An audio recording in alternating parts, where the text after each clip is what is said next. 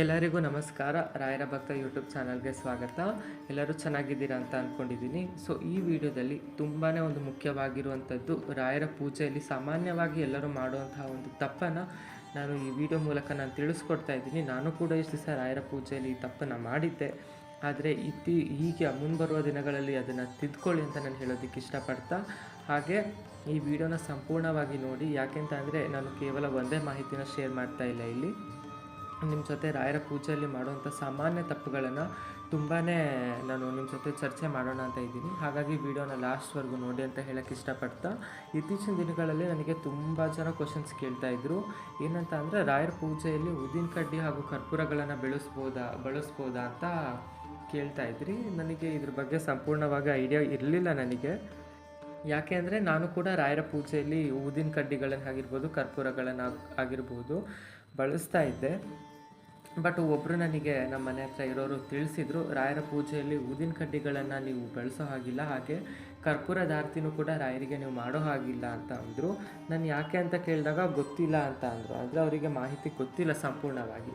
ಈಗ ನನಗೂ ಕೂಡ ಅರ್ಧಂಬರ್ಧ ಮಾಹಿತಿ ಗೊತ್ತಾಗಿ ನಾನು ನಿಮ್ಮ ಜೊತೆ ಶೇರ್ ಮಾಡಿದರೆ ಅದು ಸರಿ ಹೋಗಲ್ಲ ಅಂದ್ಬಿಟ್ಟು ನಾನು ರಾಯರ ಮಠದಲ್ಲಿ ಹೋಗಿಬಿಟ್ಟು ಅಲ್ಲಿನ ಮುಖ್ಯ ಅರ್ಚಕರಿಗೆ ಕೇಳಿದೆ. ನಾನು ಹಿಂಗೆ ರಾಯರಿಗೆ ಕರ್ಪೂರದ ಆರತಿ ಹಾಗೂ ಧೂಪನ ಹಾಕೋಂಗಿಲ್ವಂತೆ, ಹೌದಾ ಅಂತ. ಅದಕ್ಕೆ ಕೂಡ ಅವರು ಹೌದು, ರಾಯರಿಗೆ ನೀವು ಧೂಪಗಳನ್ನು ಹಾಗೂ ಕರ್ಪೂರದ ಆರತಿಗಳನ್ನು ಮಾಡೋ ಹಾಗಿಲ್ಲ ಅಂತ ಹೇಳಿದರು. ಹಾಗೂ ನಾನು ಇದಕ್ಕೆ ಕಾರಣ ಏನು ಅಂತ ಕೇಳಿದಾಗ ಅದು ಮಂತ್ರಾಲಯದ ಸಂಪ್ರದಾಯ ಪ್ರಕಾರ ರಾಯರಿಗೆ ಊದಿನ ಕಡ್ಡಿ ಹಾಗೂ ಕರ್ಪೂರಗಳನ್ನು ಹಚ್ಚೋ ಹಾಗಿಲ್ಲಂತೆ. ಯಾಕೆ ಅಂತ ಅಂದರೆ ರಾಯರು ಬಂದುಬಿಟ್ಟು ಗುರುಗಳು ಅಥವಾ ಯತಿಗಳು, ಅಂದರೆ ದೇವರಿಗೂ ಹಾಗೂ ರಾಯರಿಗೂ ತುಂಬಾ ವ್ಯತ್ಯಾಸ ಇದೆ ಅಂತೆ. ಸೊ ನಾವು ದೇವರಿಗೆ ಊದಿನ ಕಡ್ಡಿ ಕರ್ಪೂರಗಳನ್ನು ಹಚ್ಬೋದು, ಬಟ್ ರಾಯರಿಗೆ ಹಚ್ಚೋ ಹಾಗಿಲ್ಲಂತೆ. ಹಾಗಾಗಿ ಇನ್ಮೇಲಿಂದ ಯಾರ್ಯಾರೆಲ್ಲ ರಾಯರ ಪೂಜೆನ ಮಾಡ್ತಿದ್ದೀರಲ್ಲ ಅವರೆಲ್ರಿಗೂ ಹೇಳೋದಿಷ್ಟೇ, ನೀವು ನಾನು ಕರ್ಪೂರದ ಆರತಿ ಧೂಪ ಆರತಿ ಹಚ್ಚಬೇಡಿ ಅಂತ ಹೇಳೋದಿಲ್ಲ, ಬಟ್ ನಿಮ್ಮ ಮನಸ್ಸಿಗೆ ಸಮಾಧಾನ ಇತ್ತು ಅಂದರೆ ನೀವು ಮಾಡ್ಕೋಬೋದು. ಇದಕ್ಕೆ ಸಂಪೂರ್ಣವಾದ ಮಾಹಿತಿನ ನಾನು ಡಿಟೇಲ್ಡಾಗಿ ಇನ್ಮೇಲಿಂದ ಕೊಡ್ತಾ ಹೋಗ್ತೀನಿ. ಸೊ ನನಗೂ ರಾಯರ ಮಠದಲ್ಲಿ ಹೀಗೆ ಹೇಳ್ಬಿಟ್ರಲ್ಲ ಅಂತ ಬೇಜಾರಾಯಿತು. ಯಾಕೆಂದರೆ ನಾನು ರಾಯರ ಪೂಜೆ ಮಾಡ್ತಾ ಸುಮಾರು 1 ವರ್ಷ ಆಗ್ತಾ ಬಂತು. ನನಗೆ ಗೊತ್ತೇ ಆಗಲಿಲ್ವಲ್ಲ ಇದು. ಅಂದರೆ ನಾನು ಊದಿನ ಕಡ್ಡಿ ರಾಯರಿಗೆ ಎಂದಿನಂತೆ ಗುರುವಾರ ಆಗಿರ್ಬೋದು ದಿನನಿತ್ಯ ಪೂಜೆ ಮಾಡಬೇಕಾದ್ರೂ ರಾಯರಿಗೆ ಊದಿನ ಕಡ್ಡಿ ಹಾಗೂ ಕರ್ಪೂರದ ಆರತಿಗಳನ್ನು ಮಾಡೇ ಮಾಡ್ತೀನಿ. ನನಗಿದ್ರ ಬಗ್ಗೆ ಮಾಹಿತಿ ಗೊತ್ತಿರಲಿಲ್ಲ. ಹಾಗೆಯೇ ನಂತರನೇ ಎಷ್ಟೊಂದು ಜನ ಇವತ್ತು ನನಗಿಂತ ತುಂಬ ವರ್ಷದಿಂದ ರಾಯರ ಸೇವೆ ಮಾಡ್ಕೊಂಡು ಬರ್ತಿರೋರು ಕೂಡ ರಾಯರಿಗೆ ಊದಿನ ಕಡ್ಡಿಗಳನ್ನು ಕರ್ಪೂರದ ಆರತಿಗಳನ್ನು ಮಾಡ್ತಿರೋವಂಥದ್ದು ಹೌದು. ಬಟ್ ನನಗೆ ಇದು ಮಾಹಿತಿ ಗೊತ್ತಾಗಲಿಲ್ಲ ಅಲ್ಲ ಅಂತ ನನಗೊಂದು ಕಡೆ ಎಲ್ಲೋ ಬೇಜಾರು ಅನಿಸ್ತು. ಯಾಕೆ ಅಂತ ಅಂದರೆ ರಾಯರ ಪೂಜೆಯಲ್ಲಿ ನನಗೆ ಎಲ್ಲ ಒಟ್ಟಿಗೊಂಥರ ಸಮಾಧಾನ ಆಗೋ ರೀತಿಯಲ್ಲಿ ನಾನು ಮಾಡ್ತಿದ್ದೆ. ಬಟ್ ಇಷ್ಟು ದಿವಸ ನನಗೆ ತಪ್ಪಾಯ್ತಲ್ಲ, ಅಂದರೆ ರಾಯರ ಪೂಜೆಯಲ್ಲಿ ನನಗೊಂದು ತಪ್ಪು ಮಾಡಿಬಿಟ್ನಲ್ಲ ಅಂತ ತುಂಬ ಬೇಜಾರಾಯಿತು. ಬಟ್ ಅದಾದಮೇಲೆ ಸ್ವಲ್ಪ ನಾನು ಯೋಚನೆ ಮಾಡಿದೆ. ಆಗ ಯೋಚನೆ ಮಾಡಿದಾಗ ನನಗನ್ಸಿದ್ದೇನು ಅಂತ ಅಂದರೆ, ನನಗೆ ಇಷ್ಟು ದಿವಸ ಅಂದರೆ ಸುಮಾರು 1 ವರ್ಷ ಆಗ್ತಾ ಬಂತು ನಾನು ರಾಯರ ಪೂಜೆ ಮಾಡ್ತಾ ಬಂದಿದ್ದರಿಂದ. ಸೊ ನನಗೇನು ಅನಿಸಿದ್ದು ಅಂತ ಅಂದರೆ, ನಾನು ರಾಯರ ಪೂಜೆ ಮಾಡುವಾಗಲಿ ಅಥವಾ ರಾಯರ ಪೂಜೆಯಲ್ಲಿ ಊದಿನ ಕಡ್ಡಿ ಹಾಗೂ ಕರ್ಪೂರಗಳನ್ನು ನಾನು ಎಂದಿನಂತೆ ಮಾಡೇ ಮಾಡ್ತೀನಿ ಅದನ್ನು. ಸೊ ನಾನು ಮಾಡಿದಾಗಿಂದ ನನಗೇನು ಕೆಟ್ಟದ್ದು ಅನಿಸಿಲ್ಲ. ಅಂದರೆ ರಾಯರ ಪೂಜೆಯಲ್ಲಿ ನಾವು ಕರ್ಪೂರ ಹಾಗೂ ಧೂಪಗಳನ್ನು ಹಾಕ್ಬಿಟ್ರೆ ಏನಾದರೂ ಒಂದು ಕೆಟ್ಟದಾಗತ್ತೇನೋ ಅನ್ನೋ ಒಂದು ಮೆಂಟಾಲಿಟಿ ಸಾಮಾನ್ಯವಾಗಿ ಎಲ್ಲರಲ್ಲೂ ಬರೋದುಂಟು. ಹಾಗಾಗಿ ನಾನು ಹೇಳ್ತಿರೋವಂಥದ್ದು. ನನಗೂ ಕೂಡ ಇದೇ ರೀತಿ ಅನಿಸಿತ್ತು. ನಾನು ಇಷ್ಟು ದಿವಸ ರಾಯರ ಪೂಜೆಯಲ್ಲಿ ಊದಿನ ಕಡ್ಡಿ ಕರ್ಪೂರಗಳನ್ನು ಯೂಸ್ ಮಾಡಿಬಿಟ್ನಲ್ಲ, ನನಗೇನಾದರೂ ತೊಂದರೆ ಆಗುತ್ತೇನೋ ಅಂತ ನಾನು ತುಂಬ ಭಯಪಟ್ಟಿದ್ದೆ. ಬಟ್ ನಮ್ಮ ರಾಯರು ಅಂಥ ಒಂದು ಕ್ರೂರ ಮನಸ್ಥಿತಿ ಅಂಥವರಲ್ಲ. ಅವ್ರನ್ನ ನಾವೇನೇ ತಪ್ಪು ಮಾಡಿದ್ರು ಕ್ಷಮಿಸ್ತಾರೆ.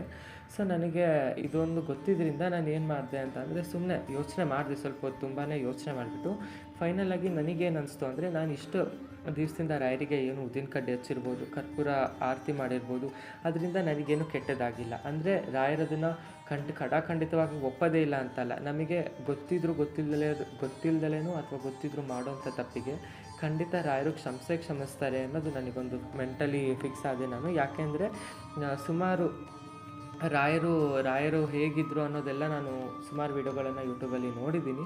ರಾಯರು ಅನಾವಶ್ಯಕವಾಗಿ ಕೋಪ ಮಾಡ್ಕೊಳ್ಳೋರಲ್ಲ. ಹಾಗೆ ಗೊತ್ತಿಲ್ಲದಲೇ ಮಾಡೋ ತಪ್ಪಿಗೆ ರಾಯರು ತುಂಬ ಬೇಗ ಕ್ಷಮಿಸ್ತಾರಂತೆ. ಹಾಗಾಗಿ ನಾನು ಗೊತ್ತಿಲ್ಲದಲೇ ಮಾಡಿದ್ದೀನಿ ರಾಯರೇ ಅಂತ ನಾನು ರಾಯರ ಬಳಿ 1-2 ಸರ್ತಿ ಹಾಗೂ ರಾಯರ ಫೋಟೋ ಮುಂದೆ ವಿಗ್ರಹದ ಮುಂದೆ ನಿಂತ್ಕೊಂಡು ಕ್ಷಮೆ ಕೇಳಿ ನಾನು ಮತ್ತೆ ಯೋಚನೆ ಮಾಡ್ತಾನೆ ಇದ್ದೆ ಇದ್ರ ಬಗ್ಗೆನೇ. ಈಗೇನು ಹಚ್ಚಲೋ ಬೇಡವೋ, ನಾನು ರಾಯರಿಗೆ ಧೂಪ ಮಾಡಲೋ ಬೇಡವೋ, ಕರ್ಪೂರದಾರತಿ ಮಾಡಲೋ ಬೇಡೋ ಅಂತ. ಬಟ್ ಮನಸ್ಸಿಗೆ ಯಾಕೋ ಸಮಾಧಾನ ಆಗೋದಿಲ್ಲ. ಈಗ ಪೂಜೆ ಮಾಡ್ತೀವಿ, ಹಾಗಿದ್ರೆ ಇನ್ಯಾವ ರೀತಿ ಮಾಡಬೇಕು, ಊದಿನ ಕಡ್ಡಿನೂ ಹಚ್ದಂಗೆ ಕರ್ಪೂರನೂ ಹಚ್ದಂಗೆ ಇನ್ಯಾವ ರೀತಿ ಪೂಜೆ ಮಾಡಬೇಕು ಅಂತ ಸಾಮಾನ್ಯವಾಗಿ ಎಲ್ಲರಲ್ಲೂ ಡೌಟ್ ಬರೋದುಂಟು. ನನಗೂ ಕೂಡ ಅದೇ ಥರನೇ ಸ್ವಲ್ಪ ಪ್ರಶ್ನೆಗಳು ಬಂತು. ನಾನು ಹಾಗೆ ಯೋಚನೆ ಮಾಡಿದೆ, ನನಗೆ ಇಷ್ಟು ದಿವಸ ಏನೂ ಕೆಟ್ಟದಾಗಿಲ್ಲ ಅಲ್ವಾ, ಹಾಗಾಗಿ ನಾನು ಇದನ್ನು ಕಂಟಿನ್ಯೂ ಮಾಡ್ತೀನಿ. ರಾಯರಿಗೆ ಊದಿನ ಕಡ್ಡಿ ಹಾಗೂ ಕರ್ಪೂರ ಹಚ್ಚೋದನ್ನು ನಾನು ಕಂಟಿನ್ಯೂ ಮಾಡ್ತೀನಿ ಅಂತ ನಾನು ಫಿಕ್ಸ್ ಆದೆ ಮೆಂಟಲಿ. ಅದು ನೀವು ಹಚ್ಚಲೇಬೇಡಿ ಅಂತಲೂ ನಾನು ಹೇಳೋದಕ್ಕೆ ಹೋಗ್ತಾ ಇಲ್ಲ ನಿಮಗೆ ಹಚ್ಚಿದರೆ ಏನೋ ಮನಸ್ಸಿಗೆ ಸಮಾಧಾನ ಇರುತ್ತೆ ಅಂದರೆ ರಾಯರಿಗೆ ಹಚ್ಬೋದು, ಇಲ್ಲ ಅಂತ ಅಂದರೆ ಬೇಡ. ಅಂದರೆ ನಿಮಗೆ ಮನಸ್ಸಿಗೆ ಸಮಾಧಾನ ಇಲ್ಲ, ಈಗ ನಾನು ಖಂಡಿತವಾಗಿ ಹಚ್ಚಬೇಡಿ ಅಂತಲೇ ನಾನು ಹೇಳೋದಿಲ್ಲ. ಯಾಕೆ ಅಂದರೆ ನನಗೂ ಕೂಡ ಹೀಗೆ ಅನಿಸಿದ್ದು. ಬಟ್ ನಾನು ಬರ್ತಾ ನನಗೇನು ಅನಿಸ್ತು ಅಂದರೆ, ನಾನು ಇದನ್ನು ಮಾಡಲೇಬೇಕು, ನನಗೆ ಇದರಿಂದ ಒಳ್ಳೆಯದಾಗ್ತಿದೆ, ನಾನು ಇದನ್ನು ಮಾಡ್ತೀನಿ ಅಂತ ನನಗೆ ಎಷ್ಟೊಂದು ಸತಿ ಅನಿಸ್ತು. ಹಾಗಾಗಿ ನಾನು ಇದನ್ನು ಕಂಟಿನ್ಯೂ ಮಾಡೋಣ ಅಂತ ಇದ್ದೀನಿ. ಹಾಗೂ ನಿಮ್ಮಲ್ಲೂ ಕೂಡ ಈ ರೀತಿ ಡೌಟ್ ಇರೋದಕ್ಕೆ ಬಿಡಲ್ಲ ನಾನು. ಏನಂತ ಅಂದರೆ, ನಿಮಗೆ ರಾಯರಿಗೆ ಊದಿನ ಕಡ್ಡಿ ಕರ್ಪೂರ ಹಚ್ಚಬೇಕು ಅಂತ ಮನಸ್ಸಿಗೆ ಇಡಿಸಿದ್ರೆ ನೀವು ಖಂಡಿತ ಹಚ್ಬೋದು. ಅಥವಾ ಬೇಡ, ರಾಯರಿಗೆ ಇನ್ಮೇಲೆ ಹಚ್ಚೋದು ಬೇಡ ಅನಿಸಿದರೆ ಹಚ್ಚದಲ್ಲೂ ಕೂಡ ನೀವು ಇರಬಹುದು. ಸೊ ಊದಿನ ಕಡ್ಡಿ ಮತ್ತು ಕರ್ಪೂರ ಹಚ್ಚಲೇ ಇನ್ಯಾವ ರೀತಿ ಪೂಜೆ ಮಾಡಬೇಕು ಅಂತ ಕೇಳೋದಾದರೆ, ರಾಯರಿಗೆ ತುಪ್ಪದ ಆರತಿಯನ್ನು ನೀವು ಮಂಗಳಾರತಿ ರೂಪದಲ್ಲಿ ಮಾಡಬಹುದು. ಬಟ್ ಏನಂತ ಅಂದರೆ, ಎಲ್ಲರ ಮನೆಯಲ್ಲೂ ದಿನನಿತ್ಯ ತುಪ್ಪನ ಬಳಕೆ ಮಾಡೋದಿಲ್ಲ, ಅಥವಾ ದಿನ ತುಪ್ಪ ಎಲ್ಲಿಂದ ತರಬೇಕು, ಅಷ್ಟೊಂದು ತುಂಬ ರೇಟ್ ಇರೋದ್ರಿಂದ ಡೈಲಿ ರಾಯರಿಗೆ ನಾವು ತುಪ್ಪದ ಆರತಿ ಮಾಡೋದಕ್ಕಾಗಲ್ಲ. ಅಂದರೆ ನೀವು ನಾರ್ಮಲ್ ಬತ್ತಿಗೆನೇ ಸ್ವಲ್ಪ ಎಳ್ಳೆಣ್ಣೆ ಅಥವಾ ಕೊಬ್ಬರಿ ಎಣ್ಣೆ ಹಾಕಿಬಿಟ್ಟು ರಾಯರಿಗೆ ನೀವು ಆರತಿನ ಮಾಡ್ಕೋಬೋದು. ಇದು ಯಾರ್ಯಾರು ಊದಿನ ಕಡ್ಡಿ ಬೆಳಗಲ್ಲ ಇನ್ಮೇಲಿಂದ ನಾನು ಅವರಿಗೆ ಹೇಳ್ತಿರೋವಂಥದ್ದು. ಇದು ಸಂಪೂರ್ಣವಾಗಿ ನನ್ನ ಒಪಿನಿಯನ್ನ ನಾನು ಹೇಳ್ತಿರೋದು. ಯಾಕೆ ಅಂತ ಅಂದರೆ, ಎಷ್ಟೊಂದು ಜನ ಇವತ್ತಿನ ದಿನಗಳಲ್ಲಿ ಇದ್ರ ಬಗ್ಗೆ ತುಂಬಾ ಡೌಟ್ ಪಟ್ಟಿದ್ದೀರಾ, ರಾಯರಿಗೆ ನಾವು ಧೂಪನ ಹಾಕಬೇಕೋ ಬೇಡ ಅಂತ. ನನಗೆ ಪರ್ಸ್ನಲಾಗಿ ಒಳ್ಳೆಯದಾಗಿರೋದ್ರಿಂದ ನಾನು ಇದನ್ನು ಫಾಲೋ ಮಾಡೋಣ ಅಂತಲೇ ಇರೋವಂಥದ್ದು. ಹಾಗಾಗಿ ನಾನು ಇದನ್ನು ಫಾಲೋ ಮಾಡ್ತೀನಿ ಕೂಡ. ಇನ್ ಕೇಸ್ ನಿಮಗೆ ಮನಸ್ಸಿಗೆ ಸಮಾಧಾನ ಇಲ್ಲ ಅಥವಾ ಇನ್ಮೇಲೇನೋ ಬೇಡ ಅನಿಸಿದರೆ, ನೀವು ರಾಯರಿಗೆ ಧೂಪ ಹಾಗೂ ಕರ್ಪೂರದ ಆರತಿಗಳನ್ನು ಮಾಡುವಂಥದ್ದು ನಿಲ್ಲಿಸ್ಬಿಡ್ಬೋದು. ಇದು ಸಂಪೂರ್ಣ ನಿಮ್ಮ ಇಚ್ಛೆ. ಇದು ರಾಯರು ಏನು ನನಗೆ ನಿಲ್ಲಿಸು ಅಂತಲೂ ಕೇಳೋದಿಲ್ಲ. ನೀವು ಪ್ರೀತಿಯಿಂದ ಯಾವ ಸೇವೆ ಮಾಡಿದ್ರು ಕೂಡ ಒಪ್ಪುವಂಥವ್ರೆ. ಬಟ್ ಮಂತ್ರಾಲಯದ ಸಂಪ್ರದಾಯ ಪ್ರಕಾರ ರಾಯರಿಗೆ ಇದು ಯಾವುದೂ ಮಾಡೋ ಆಗಿಲ್ಲ ಅಂತೆ.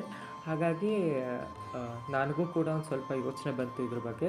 ಬಟ್ ನನಗೆ ಮನಸ್ಸಿಗೆ ಸಮಾಧಾನ ಆಗೋಲ್ಲ. ಹಾಗೂ ನಾನು ಇಷ್ಟು ದಿವಸ ಪೂಜೆ ಮಾಡ್ಕೊಂಬಂದಿರೋದಕ್ಕೂ ನನಗೇನೂ ಅನಿಸಿಲ್ಲ, ನನಗೆ ಹೀಗೆ ಮಾಡಬೇಕು ಅಂತ ಅನಿಸ್ತಿರೋದ್ರಿಂದ ನಾನು ರಾಯರಿಗೆ ಧೂಪ ಸೇವೆ ಹಾಗೂ ಕರ್ಪೂರದ ಆರತಿಗಳನ್ನು ನಾನು ಮಾಡ್ತೀನಿ. ಜೊತೆಗೆ ರಾಯರಿಗೆ ತುಪ್ಪದ ಆರತಿನೂ ಕೂಡ ನಾನು ಮಾಡ್ತೀನಿ.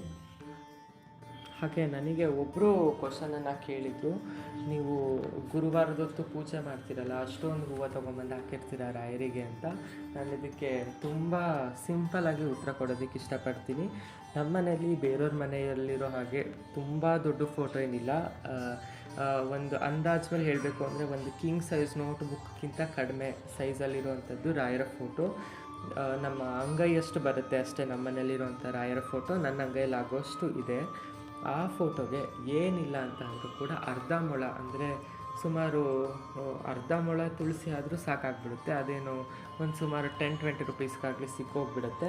ಆ್ಯಂಡ್ ನಾನು ಬೇರೆಯವರೆಲ್ಲ ಖರ್ಚು ಮಾಡ್ದಂಗೆ 100 ರೂಪಾಯಿ 1000 ರೂಪಾಯಿ ಗಟ್ಟಲೆ ನಾನು ರಾಯರಿಗೆ ಹೂವು ಹಾಕೋಕ್ಕೆ ಖರ್ಚೇ ಮಾಡಲ್ಲ. ಯಾಕೆ ಅಂತ ಅಂದರೆ, ನಮ್ಮ ಮನೆ ಸುತ್ತಮುತ್ತದಲ್ಲೇ ಪಾರಿಜಾತ ಹೂವಿನ ಮರಗಳು ತುಂಬಾ ಇದೆ.